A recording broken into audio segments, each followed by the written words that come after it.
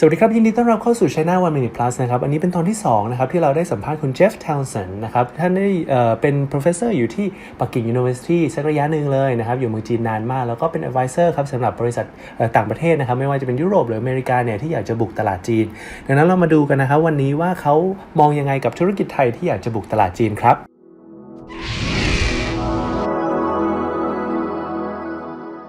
Maybe we could move on to the next question. This one is more general idea of like where, since you are in China for a long time and you have been helping a lot of companies, foreign company expanding in China, maybe you can share a little bit on where do you see Thailand like as a company that want to go into China market, how strong we are and what kind of opportunity do you think is best fitted for Thai companies? Yeah, I mean, going into China is difficult because it's hyper competitive. I mean, it's really competitive. Everything is hard.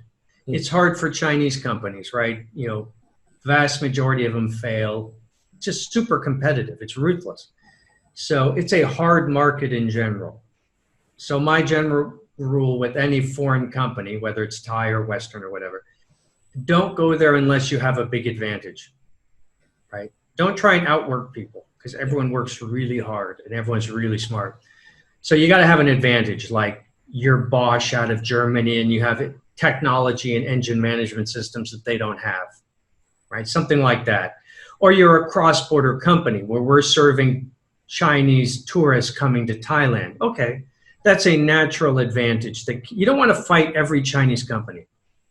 So vitamin companies out of the West do pretty well because Chinese consumers don't trust local vitamins. Health products, they tend to want foreign products and foreign brands. Luxury brands out of Milan and Paris do well. Engineering companies out of Germany do well. I'm not sure we see a lot of those in Thailand. I think according to Taobao, right? And then the top 10, maybe top 5 what is it? Product that Thai product that listed on there. It's like latex pillow, latex bra.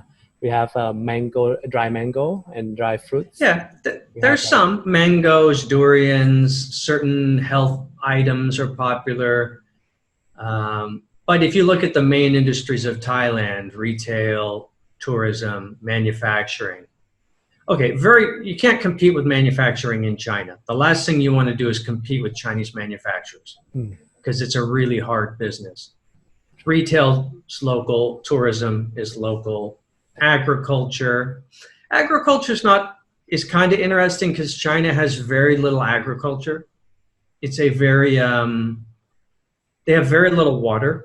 It's like one of the driest countries on the planet. There's very little usable water. There's very little arable land where you can grow things. So agriculture companies in the United States and Brazil do very well in China because there's too many people and you simply can't grow enough food in in China to support the population. It's not even close.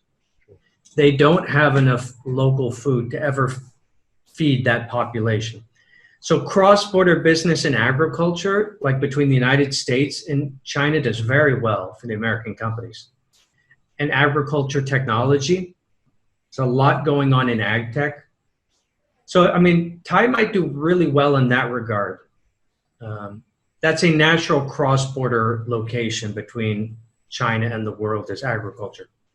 I do have a lot of brand that wanted to go into China, like sell into China, either e-commerce, that's the easiest one, but more like general trade.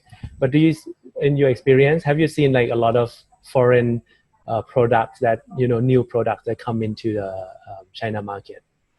Because if we talk about like, the really vitamin product that has been sold there for like 10 years, obviously it's going to sell well.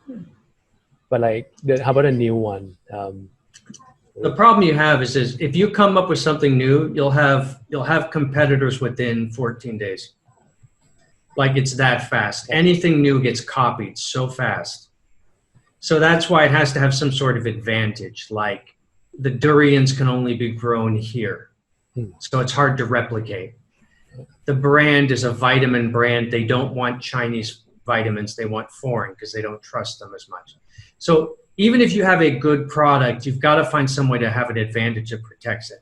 So I always tell people, start with the second question of like, not what do Chinese consumers want and what can we sell, but how do we protect it? What's our advantage first? You could pair products with services. I mean, it's a very nice thing that Thailand is like the #1 tourism destination for Chinese consumers. That's great. I mean, that's really nice as an idea. No country, very few countries have that. So you can start to pair tourism with products. Like there's a ridiculous number of Japanese toilets that are purchased every year by Chinese consumers because these high-tech toilets, they all fly to Tokyo and they all ship toilets back to China. The numbers are absolutely ridiculous. So you can do stuff like that, like fresh grown things in, like there's these weird business models where they're selling Chinese consumers your own cow and you invest and buy the cow. It's in China. And when it's slaughtered, they send it to you directly and then they track the quality. Like you could sell Chinese consumers like plots of farmland here. You wouldn't sell it physically, but you'd sell the produce rights and everything grown within this fresh, whatever, mango is sent to that person. Or, I mean, you could do like product with services kind of linked. I see. Okay. But if it's a pure product, your level of competition goes through the roof because there's so many Chinese manufacturers. True. Then Warren Buffett used to talk about this. Warren Buffett had a quote where he would say, like, or it's Charlie Munger, like, we don't ever want to compete with Chinese manufacturers. It's just too hard. It's made in China. You know, everything is made in China. Pair it with a service, make it unique to foreign or something. But if it's just like a table, okay. When they opened IKEA in China, like the local manufacturers would just go to the store and take photos of everything. And within days, we're selling exact copies of everything in the store. True. You know, and IKEA just gave up trying to fight that. They're like, yeah, we can't stop it. And then they said, okay, we'll focus on services. And people would come and sit in the restaurants because they have nice restaurants in IKEA. Local Chinese service companies started to turn those restaurants into elderly dating sites where hundreds of elderly would show up at the IKEA to meet each other. And it turns out it was a local company doing it in the IKEA space. And IKEA gave up fighting that too. They're like, yeah, go ahead. And like, it's just the way it is. Like, it's crazy. It's really funny, but it's crazy. Yeah. Actually, a lot of business in China is very interesting. I think if we have time or we have a chance, then we should gather like people in Thailand who are interested and go maybe do a trip in China. It's really worth studying. Like this is the real benefit of being in Thailand, like the e-commerce, is you can just study what they were doing and what failed. And most stuff fails and take the winners like live streaming. Okay, that's a winner. Let's do that here. They're not going to do live streaming in Thai. They don't speak Thai, right? So you can just, bam, great. You know, so you can just copy the winners and let them spend all the time and effort. And that's a real benefit. Maybe just to come back on the question, right? The opportunity for Thai companies, as you say, product may have to pair with service. Or if you have like really a key selling point, then you can do that. But the other one was tourism. Do you see that the tourism for Chinese tourists coming to Thailand going to increase over time? Do you see like a lot of people wanting to come out, and would they actually go somewhere else like in Europe rather than like to Thailand or Asia? Yeah, I mean they bounce around a lot. Like there's fads, and so when something becomes popular, like they make a movie about something. Like Lost in Thailand. Suddenly, just millions of people go. So next year, there'll be some other fad, like, oh, we're all going to Brazil. And like the numbers in Brazil will spike. So these things happen all the time. And their investment dollars do the same thing. They used to buy lots of homes in Toronto. Then it was Southern California. Then it was the south of France. I mean, so there's fads. But within all those fads, it's pretty clear that Thailand and Japan are going to be the go-to spots for Chinese consumers forever, right? Just forever. It's close, it's wonderful. So that trend is like, you go back 7 years, the number of outbound Chinese tourists was something like 40 million. Now it's like 135 million per year fly out, and it's just going to keep going. And still, that's not even 10% of the population. I see. So, yeah, we could see Chinese consumers buying Thai condos till the end of time, and beach condos in Phuket, and showing up at the shopping malls and flooding Chiang Mai, which they've been doing for several years. That's very true. I don't think that's ever, I think that one's permanent. Okay. But we could see them not going to Sweden. You know, we could see the numbers going like this. I see. No, you're beautifully placed. It's like Mexico next to the US. It's like, that was just really good placement to be next to the United States. Like, that worked out real well. It's Okay. two major economies in the world, and you're right next to one of them. It's like,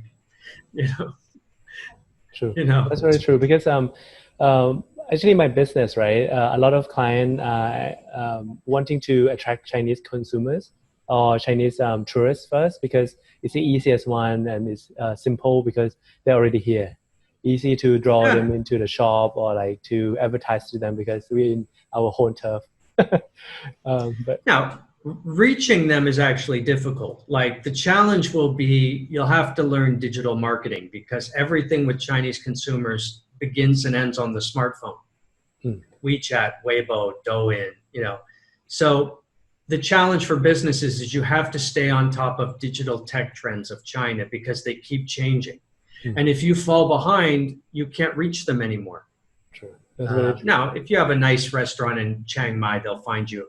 But I guarantee you, if you're a hotel anywhere in Thailand, Chinese consumers are talking about you online. They're chatting about you. They're leaving reviews. True. And you got to be on top of that stuff. True. And as level up, right? We try to be on top of it, but it's changing all the time, so fast. And it changes every 6 months. So you have to have staff that speak Chinese, that just sit online all day and scan Weibo and WeChat. And when your competitor attacks you, which will happen, they'll maybe hire someone to write bad stuff about you. You have to respond and go on offense. Like, it's this and it never, like, every 3 months it's different. You have to be in that game. Now, if you have a nice hotel and a nice beach, okay, they're going to show up no matter what. But yeah, it's this ongoing online fight and most companies have no idea this is happening, that there's this ongoing discussion about them. Like, French hotels have no idea that Chinese consumers talk about them all the time. Cool. Oh, it sucks. This restaurant's bad. I didn't like the food. My son got sick, Yeah, you got to engage. Sure. Actually, a lot of Chinese platform asking us to help them expand into Thailand also, like Dianping and Ctrip, for example, because they want to have a lot of reviews, a lot of user base here, and then as well as the merchant. So it's pretty good space, I think. A lot of development. และนั่นแหละครับก็คือมุมมองของคุณเจฟ ทาวสันนะครับเป็นคนที่มีประสบการณ์มากมายที่อยู่ในตลาดจีนสามารถช่วยบริษัทหลายๆบริษัทนะครับบุกตลาดจีนได้นะครับเขาก็มองเห็นว่าเมืองไทยเนี่ยมีจุดแข็งบางจุดที่เราควรจะเน้นย้ำนะครับแล้วก็เป็นโอกาสทางธุรกิจที่ไม่มีประเทศไหนที่สู้เราได้ครับก็ลองไปคิดดูนะครับว่าเราจะสามารถประยุกต์ใช้สำหรับธุรกิจเราได้อย่างไรกันบ้างครับตอนต่อไปนะครับก็จะเป็นเกี่ยวกับเรื่องรวมๆนะครับว่าถ้าอยากจะบุกตลาดจีนแล้วเนี่ยจะต้องทำอย่างไรกันบ้างจะต้องรู้อะไรก่อนจะบุกตลาดจีนครับก่อนจะกดตอนต่อไปนะครับอย่าลืมกด subscribe กันด้วยนะครับติดตามช่องของเราจะได้มีกำลังใจในการทำคลิปวิดีโอดีๆเกี่ยวกับตลาดจีนต่อไปครับขอบคุณครับ